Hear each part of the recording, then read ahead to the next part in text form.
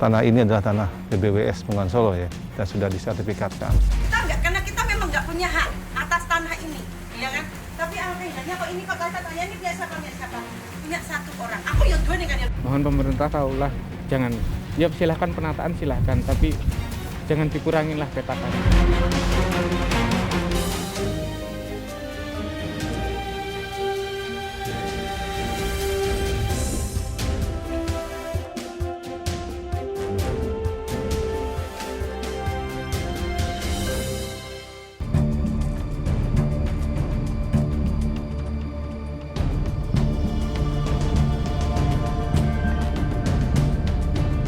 Sejak tahun 2020, angka kemiskinan di Indonesia meningkat, tak terkecuali Provinsi Jawa Tengah. Sejak lama, Jawa Tengah menjadi salah satu kantong kemiskinan terbesar di Indonesia. Kabupaten Boyolali misalnya, mengalami peningkatan angka kemiskinan menjadi 10,18%. Sebagian penduduk yang kurang sejahtera berada di area Waduk Cengklik. Waduk Cengklik terletak 14 km di barat laut kota Surakarta, 24 km di timur kota Boyolali, dan 35 km di utara kota Klaten.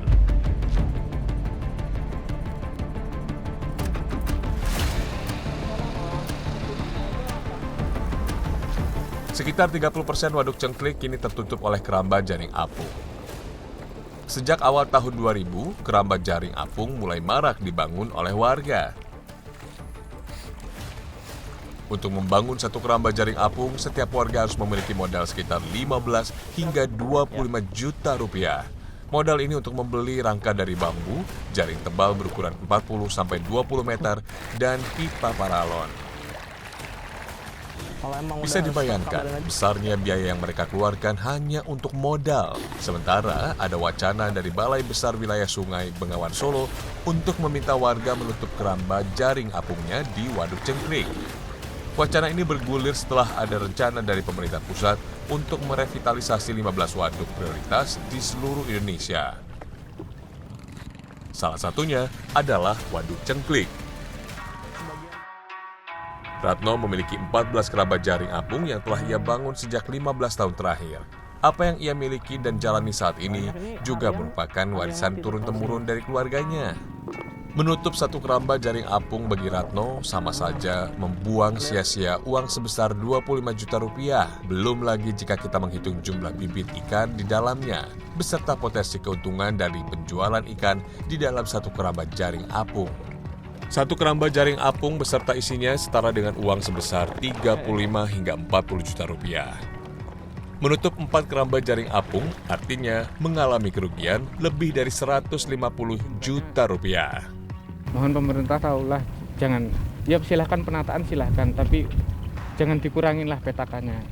Soalnya kalau cuman segitu petak, nggak sesuai dengan apa yang kita kerjakan. Kita udah capek-capek, saat pagi ke waduk, sore ke waduk, nyaring lah segala macam. Hasilnya cuman dikit kan, nggak cocok gitu loh mas. Ada beberapa jenis ikan yang dipelihara di keramba jaring apung milik Ratno. Di antaranya adalah ikan lele, ikan nila merah, dan ikan mujair. Dalam sehari, Ratno biasanya mengambil 5 hingga 20 kg ikan untuk dijual, tergantung jumlah permintaan yang ada. Harga jualnya juga berbeda-beda untuk setiap pasar dan kota tujuan. Harga umum yang dipatok ketika menjual di pasar kota Surakarta untuk ikan nila adalah Rp24.000 per kilogram. Sementara jika ada pembeli yang datang langsung ke Waduk Cengklik, Ratno menjualnya dengan harga Rp21.000 per kilogram. Ini saya harus menjaga jarak sama Mas Ratno. Sebenarnya bukan karena apa-apa, tapi karena di bagian ujung kita kalau berdempetan akan turun dan bisa tenggelam kalau kita ada di sebelahan persis. Siang ini Ratno menjual 5 kg ikan nila merah ke pemilik warung makan. Setiap hari ada 2 warung makan yang menjadi pembeli tetap. Tetapi ketika wacana revitalisasi bergulir, maka pemilik warung makan harus bersiap untuk angkat kaki dari bantaran Waduk Cengklik. Dampaknya juga akan terasa ke para pemilik keramba jaring apung seperti Ratno. Kalau sini dipagar ditutup kan otomatis nggak bisa jualan mas, orang beli buat dikonsumsi sendiri nggak bisa. Cuman bisanya warung-warung itu kan lewat WA langsung diantar ke warung.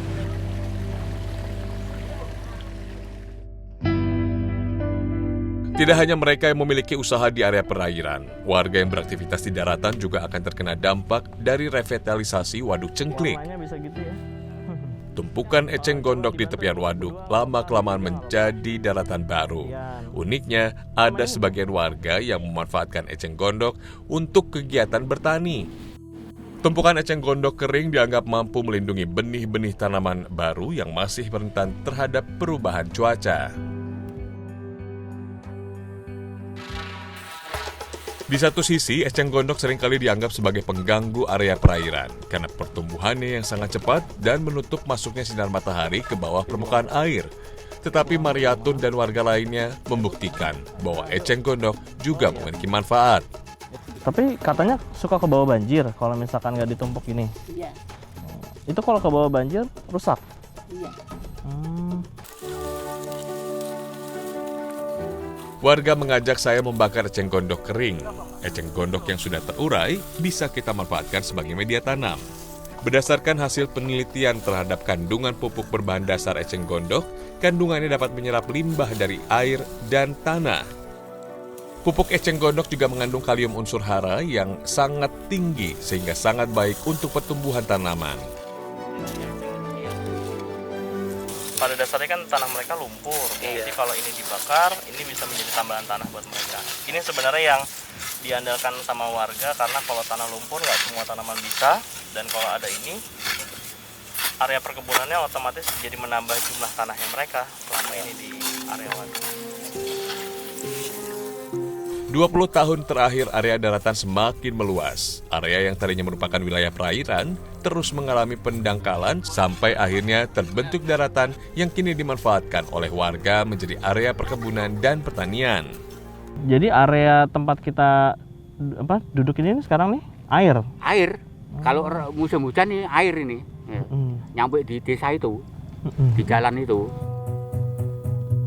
Tidak hanya menjadi sawah, warga juga menjadikan daratan bekas perairan ini sebagai area menanam ketela ungu. Ini yang tanpa eceng gondok ya, ukurannya segini, tapi masih bisa lebih besar lagi. Tanah yang mengandung banyak air cocok untuk tanaman jenis umbi-umbian. Kalau pakai eceng gondok kira-kira akan lebih gede lagi nggak? Iya. Bisa lebih besar lagi? Jadi ada plusnya ya kalau pakai eceng gondok mungkin bisa lebih besar lagi ukurannya. Di area waduk tidak ada perkebunan yang dimanfaatkan untuk menanam tanaman dengan pertumbuhan jangka panjang. Warga selalu menanam tanaman yang dapat dipanen dalam waktu singkat seperti mentimun, ketela, terong, dan tomat. Ibu berarti harus ngitung bulan-bulannya itu? Iya. Kalau ini bisa berapa bulan, Bu? 3 bulan. 3 bulan? Iya. Setelah itu tanahnya kosong apa ditanamin lagi? Kosong. Kosong? Kok nggak ditanami apa-apa, Bu? Nah, ini kan nanti itu apa toyane sih?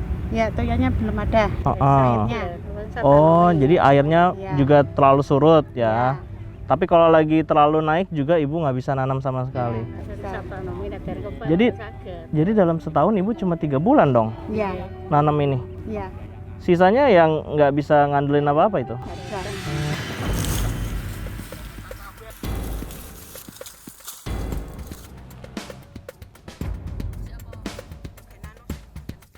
Hasil dari tanaman jangka pendek memang tidak sebesar tanaman jangka panjang karena dalam prosesnya membutuhkan usaha lebih banyak. Pertimbangan warga dalam menanam adalah agar hasilnya cepat mereka rasakan dan bisa menutup kebutuhan sehari-hari. Selain itu, warga juga meminimalisir dampak kerusakan tanaman akibat pasang surut air waduk, akibat banjir dari hulu, dan dampak pendangkalan waduk di kemudian hari.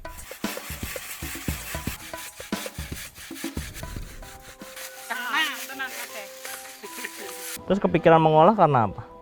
Ya ada ini aja, inisiatif sendiri aja. Mm-mm. Jualan ini biar laku gitu. Karena ibu lihat hasil mentahnya nggak terlalu bagus Iya. harganya. Tapi ada yang ibu olah lagi nggak selain ini? Nggak ada. Nggak Cuma ada. ini aja. Ibu ada usaha lain nggak sih? Nggak ada. Nggak ada. Nggak ada. Kalau misalnya pemerintah kasih modal, ibu kira-kira mau usaha apa? Ya warung kecil-kecilan aja. Warung. Ya. Kalau waduknya dibersihin, warungnya ditutup misalnya, mau dibersihin semuanya dulu, Ya nggak apa-apa. ibu mau kemana kira-kira? Ya di rumah aja.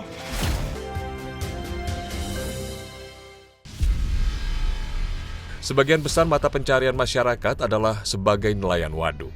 Setiap keluarga di sini memiliki rakit dan perahu untuk menjaring ikan. Jadi Pak Paiman sama Ibu sama saudaranya nanti akan naik rakit ke pulau di tengah waduk itu. Karena beban terlalu berat, nanti berbahaya. Jadi sebaiknya saya naik perahu motor bersama ibu-ibu yang lain untuk menuju ke pulau di tengah waduk. Waduk seluas 300 hektar ini menjadi tumpuan dari sekitar 20.000 warga yang tinggal di sekelilingnya. Waduk Cengklik mengalami pasang surut air selama pergantian dari musim penghujan ke musim kemarau. Begitu pula sebaliknya. Tentu sangat berpengaruh pada jumlah hasil tangkapan ikan.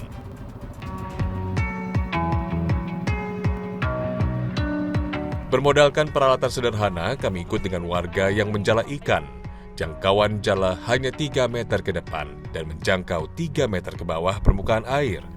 20 tahun terakhir, jumlah ikan hasil tangkapan warga memang berkurang. Dulu, setiap harinya warga bisa mendapatkan 20 hingga 30 kg ikan dari hasil menjala seharian. Terbangnya malam. Oh. Kalau saya kan sudah tidak bisa aktivitas malam. Karena tangan saya kan sudah Kenapa tangan Bapak? divonis stroke. Oh. Divonis stroke. Tapi Bapak masih beraktivitas kayak biasa tadi? Ya, memang ya karena dia terpaksa lah. Tapi sebenarnya nggak sekuat yang dulu ya? Seperti dulu.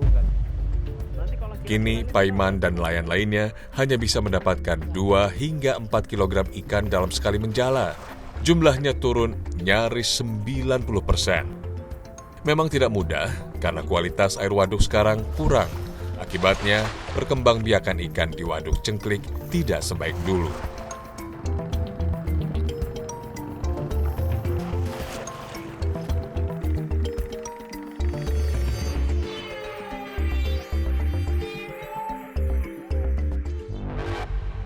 Pendangkalan Waduk Cengklik tidak bisa dianggap sepele. Sedimentasi lumpur dan bebatuan di dasar waduk sudah mengkhawatirkan. 20 tahun terakhir, kondisi Waduk Cengklik berubah drastis ke arah yang lebih buruk.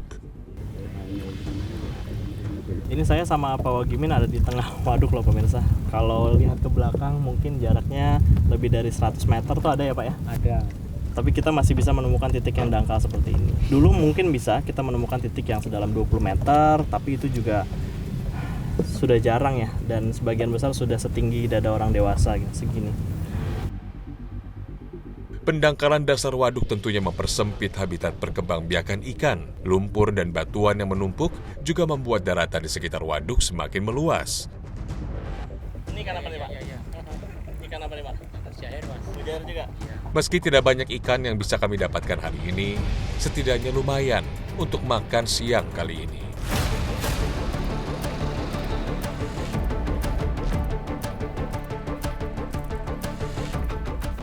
Ikan yang kami dapatkan kami bakar sebagai pengganti lauk pauk. Jika membeli sayur di warung, setiap keluarga harus mengeluarkan uang sebesar Rp20.000 per hari. Sementara pendapatan harian mereka tidak menjamin bisa menutup pengeluaran harian. Warga di sekitar Waduk Cengklik tidak punya penghasilan tetap.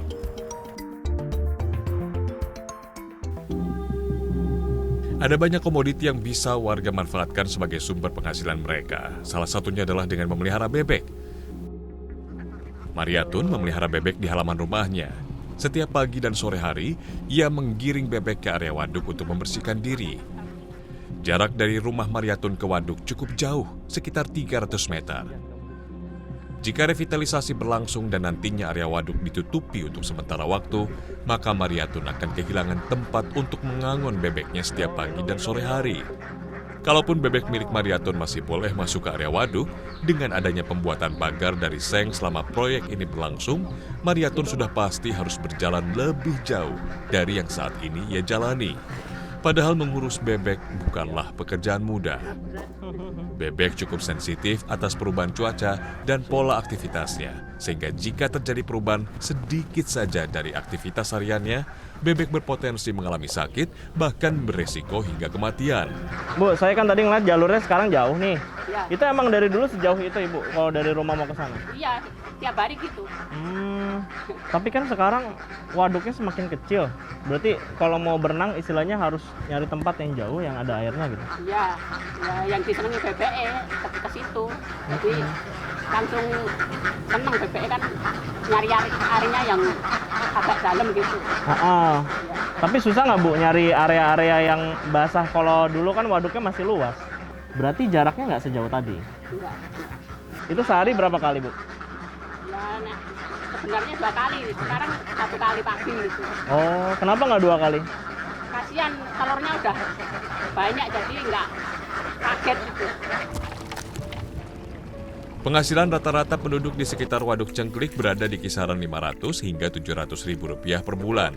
Hal ini semakin timpang dengan harga kebutuhan pokok yang terus merangkak naik. Selain bebek, Mariatun juga mencari keong di area waduk untuk menambah penghasilan. Ini ada nih.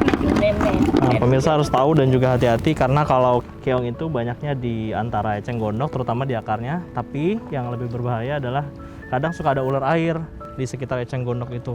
Itu yang harus diwaspadai karena belum tentu semuanya berbisa, tapi kadang itu mau mengejutkan kita gitu. Jadi harus hati-hati. Keong mentah bisa ia jual dengan harga 5 sampai 8 ribu rupiah per ember. Tetapi untuk mencari 1 ember keong tentu membutuhkan waktu yang tidak sebentar. Bu Mar, ini kan tadi Ibu bilang suka ketemu ular gitu ya? Iya. Ularnya kayak gimana? Ya ada yang kuning, ada yang lorek-lorek kayak macan, ular banyu kalau orang Jawa kata. Ular air gitu Ular ya? air, iya. Itu paling panjang ukuran seberapa? Ya semeter. Semeter? Iya. Setangan gini ada nih? Iya. Waduh, serem banget. Itu waktu ketemu gimana? Ibu lari apa gimana? Diemin aja, jalan terus. Orang nggak ganggu, ya udah langsung sama-sama diem gitu. Oh, tapi nggak bahaya itu? Enggak. Keong biasanya dicuci dan dimasak menjadi lauk pauk untuk makan malam warga. Selain itu, warga juga mengemasnya menjadi sate keong. Jika mendapatkan keong dalam jumlah banyak, sate keong akan dijual kepada tetangga ataupun pemilik warung dengan harga Rp2.000 per tusuknya. Oh mas, oh sebungkus ya? Iya. Ya, terima kasih. Yuk, sama-sama. Ini yang isi 8 nih. Ya, terima kasih Mas. Karena kita memang nggak punya hak atas tanah ini, ya kan? Tapi alangkah indahnya kok ini kok katanya ini biasa punya siapa? Punya 1 orang. Aku yang 2 dengan yang 5. Ada 4 desa yang terletak di sekitar Waduk Cengklik, yakni Desa Ngargorejo, Desa Ngesrep, dan Desa Sobokerto di Kecamatan Ngemplak, serta Desa Senting di Kecamatan Sambi. Total penduduk yang tinggal di sekitar waduk berjumlah lebih dari 20.000 orang. Rencana pemerintah pusat dalam program penataan Waduk Cengklik menemui ganjalan, yakni dari warga yang enggan pindah ketika program penataan berlangsung. Baik warga yang berdagang di warung-warung maupun warga yang memiliki keramba di tengah waduk nantinya akan mengalami penataan. Penolakan ini didasarkan oleh pembiaran yang telah berlangsung selama puluhan tahun, sehingga warga bersikukuh menempati wilayah yang selama ini menjadi lokasi usahanya. Tanah ini adalah tanah PBWS Bengawan Solo ya, dan sudah disertifikatkan. Dengan adanya master plan ini kami berharap bahwa waduk ini tidak hanya berfungsi untuk mengairi sawah irigasi di hilirnya yang seluas 1.000 hektaran atau 1.100, tapi juga dapat menumbuhkan perekonomian di masyarakat sekitar waduk ini. Di sisi yang lain, pemerintah belum secara tuntas menyosialisasikan solusi jangka panjang bagi warga yang menggantungkan hidup sepenuhnya dari waduk, seperti nelayan dan para pemilik keramba. Warga belum sepenuhnya paham soal zonasi dari kawasan Waduk Cengklik pasca program penataan rampung. Lagi pula selama 5 tahun program revitalisasi ini berjalan, sejak tahun 2017 hingga tahun 2022, apa yang bisa warga lakukan selama kawasan waduk ditutup?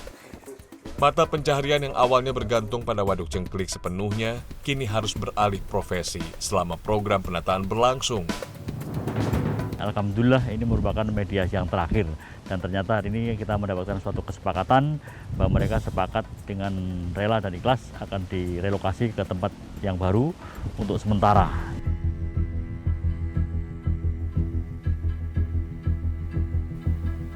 Waduk Cengklik awalnya merupakan bendungan buatan pemerintah kolonial Belanda yang rampung pada tahun 1930.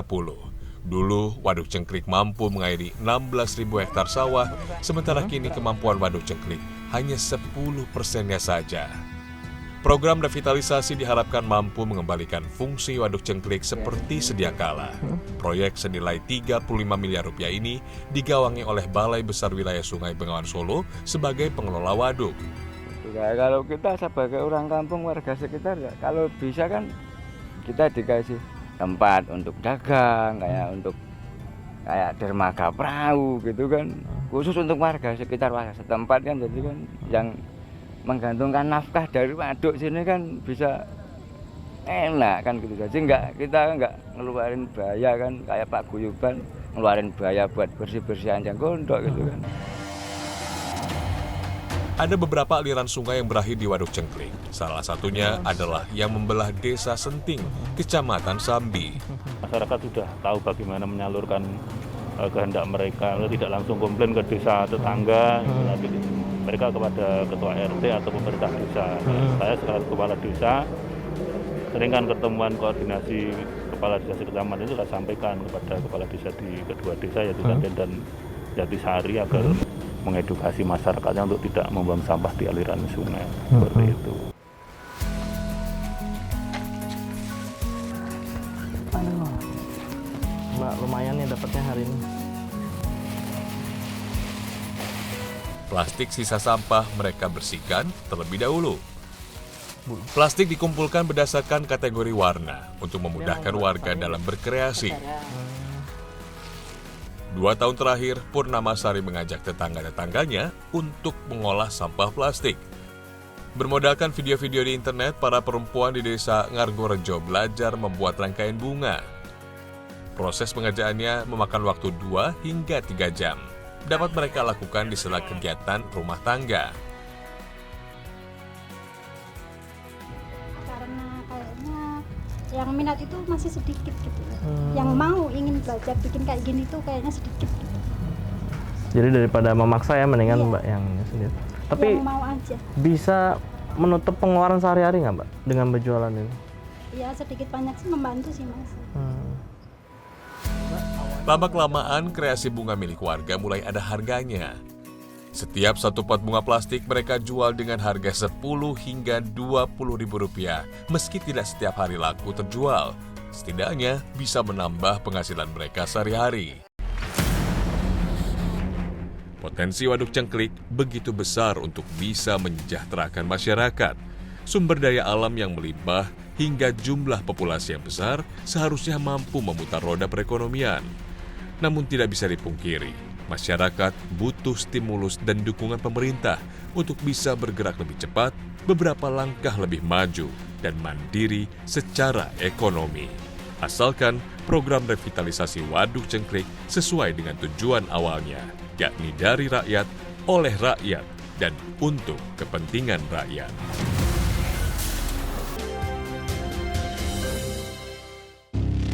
Dari Waduk Cengklik, kita menuju Ende. Warga hidup terbatas di sini. Awalnya mayoritas penduduk bekerja sebagai petani, tapi dalam 20 tahun terakhir, mereka beralih menjadi penambang batu di Bukit Samba. Ya, tak hanya kaum pria, perempuan dan anak-anak juga tak jarang ikut menambang. Hati-hati di kaki. Ya. Aduh.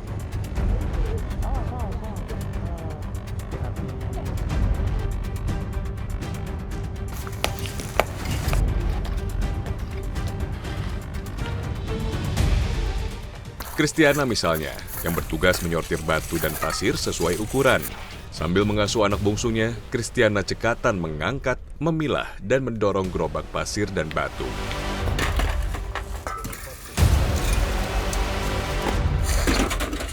Samba ini tanah ulayat, tanah adat gitu ya. Jadi siapa saja boleh menambang, tapi mereka harus menentukan pembagiannya. Misalnya di titik ini ada 3 keluarga atau 3 kepala keluarga ya. Jadi ada satu tengah ini punya Mama Kristiana dan Bapak John.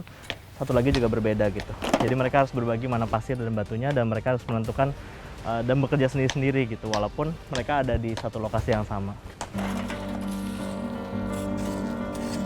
Para penambang ini bekerja sejak pukul 7 pagi hingga 4 sore. Mereka hanya menjeda hari kerja di hari Minggu untuk beribadah.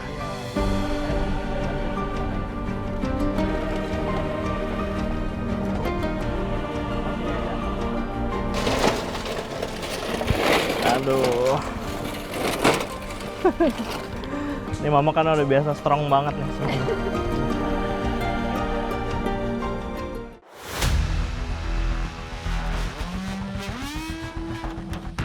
John, suami Kristiana, menambang di bagian atas bukit. Penasaran, saya pun ikut bersamanya.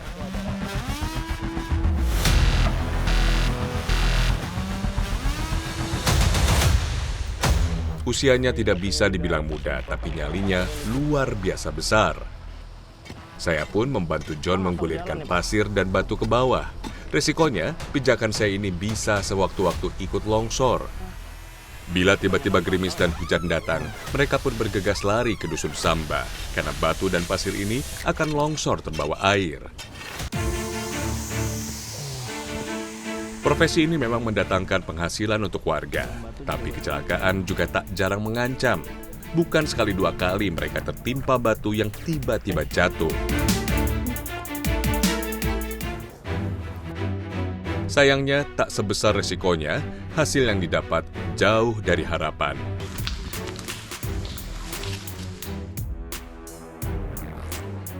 Saya melintasi salah satu medan paling ekstrim di Bukit Samba, menggunakan tali tambang untuk menaklukkan medan terjal yang nyaris tegak lurus.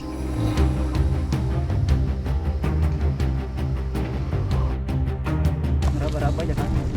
Terus.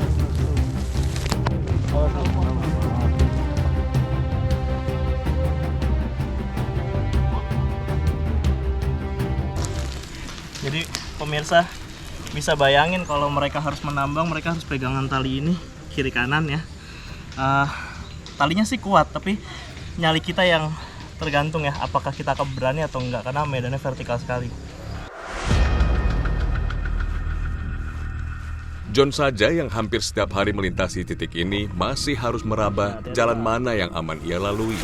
Apalagi saya yang harus melawan rasa takut saat pertama kali melintasi jalur mendaki ini. Baru beberapa meter berjalan mundur, tangan dan kaki saya sudah licin berkeringat dingin. Jantung saya berdebar karena khawatir, mampukah tali ini menahan beban tubuh saya? Pak John, ini kan kita medannya ekstrim gini. Saya aja pegangan ini harus 2 tangan. Gimana Bapak bisa gali pasir batu ini kalau pegangannya licin? Nanti kali mau gali pasir, ikat tali di pinggang, baru ambil linggis, baru kasih turun pasir. Jadi hanya bergantung di perut itu? Iya, di perut. Bapak ngeri nggak sih pertama kali coba gitu? Pertama kali coba saya pernah tidak biasa, takut, tinggi terlalu. Sekarang sudah agak rendah sedikit, agak lumayan lah. Sudah biasa ya? Kami berada di ketinggian 90 meter di atas permukaan tanah. Jika ada sedikit saja kesalahan, saya bisa langsung terhempas ke area tambang di bawah. Mau tak mau, para penambang mempertaruhkan nyawa demi hasil penjualan senilai 300 hingga 600 ribu rupiah per truk. Nah, nyebrangnya ini nih Pak.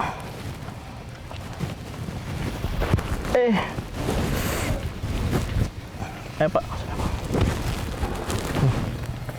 Aduh. Akhirnya sampai di tebing sebelah. Walaupun mungkin jaraknya cuma 1 meter, 2 meter ya, tapi ini menegangkan sekali karena kita masih berdiri di titik yang vertikal.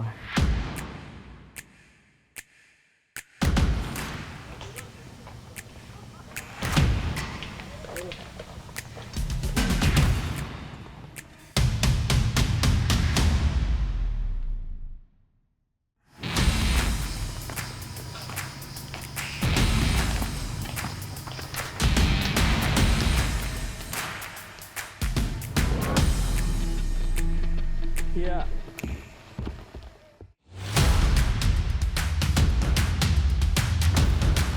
Awas Bu. Awas Bu.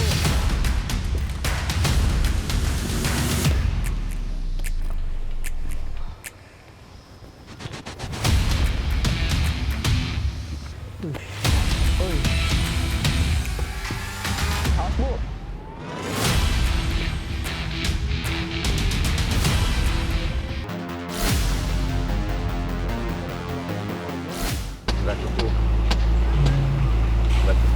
Dengan resiko besar kayak gitu. Menurut Bapak yang layak berapa? Harganya agak naik sedikit, ada 800 gitu, 700. Naik 100 tidak apa ya, itu sudah cukup buat Bapak. Sementara Kristiana masih terus bekerja memecah batu. Mama tidak capek? Capek istirahat. Di mana? Di situ. Di sini? Iya. Tidak pulang? Tidak. Kenapa? Mau kerja lagi. Ya, begitulah potret realita di sini. Warga masih jauh dari sejahtera, meski bekerja dilakukan hingga bertaruh nyawa.